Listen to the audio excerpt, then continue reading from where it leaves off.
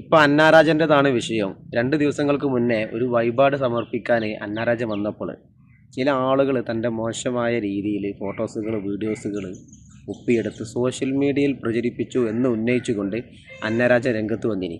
ഇതിനിടയിൽ ഒരുപാട് കമൻറ്റുകൾ പല രീതിയിൽ ആളുകൾ എഴുതിവിടുന്നുണ്ട്. ഇന്ന് ഞാൻ കണ്ട ഒരു വ്യത്യസ്തമായൊരു കമൻറ്റാണ്: ദൈവത്തിന് വഴിപാട് അർപ്പിക്കാൻ വരുമ്പോഴെങ്കിലും നല്ല രീതിയിൽ മാന്യമായ രീതിയിൽ വസ്ത്രം ധരിച്ച് വന്നുകൂടെ എന്നൊരാൾ എഴുതിവിട്ട്. ചുരുക്കി പറഞ്ഞാൽ അന്നാരാജന് മോഡേൺ രംഗത്ത് ഒന്നും പറയാനില്ല.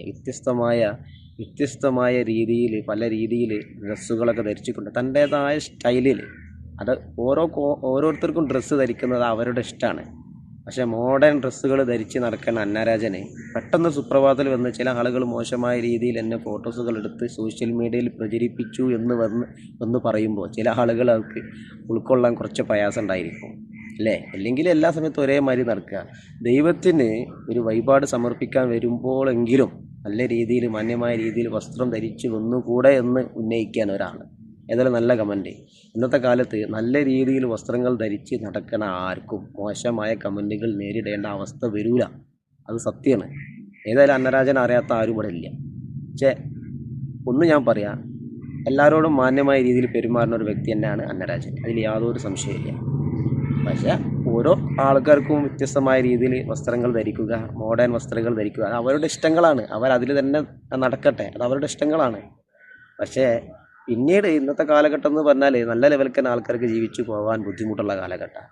ഈ ഒരു സമയത്ത് ചില ആളുകൾ മോശമായ രീതിയിൽ മാത്രം എന്നെ പല ആംഗിളിൽ നിന്ന് ഫോട്ടോ എടുത്ത് സോഷ്യൽ മീഡിയയിൽ പ്രചരിപ്പിച്ചു എന്നൊക്കെ പിന്നീട് വന്ന് പറയുമ്പോൾ കുറച്ച് ബുദ്ധിമുട്ടുണ്ട് ആൾക്കാർക്ക് അത് നല്ല രീതിയിൽ ഉൾക്കൊള്ളാൻ. അപ്പോൾ ഏതായാലും നല്ല രീതിയിൽ വസ്ത്രങ്ങൾ ധരിച്ച് നടക്കുന്ന ആർക്കും മോശമായ കമൻറ്റുകൾ നേരിടേണ്ട അവസ്ഥ വരില്ല എന്നത് സത്യമാണ്.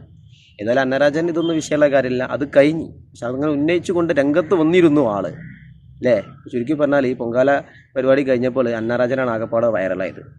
കാരണം ഇത് ഒപ്പിയെടുക്കാനായിട്ട് കുറച്ച് ആൾക്കാർ അതെന്തോ ആയിക്കോട്ടെ, അല്ലെങ്കിൽ അതിൻ്റെതായ രീതിയിൽ നടക്കുക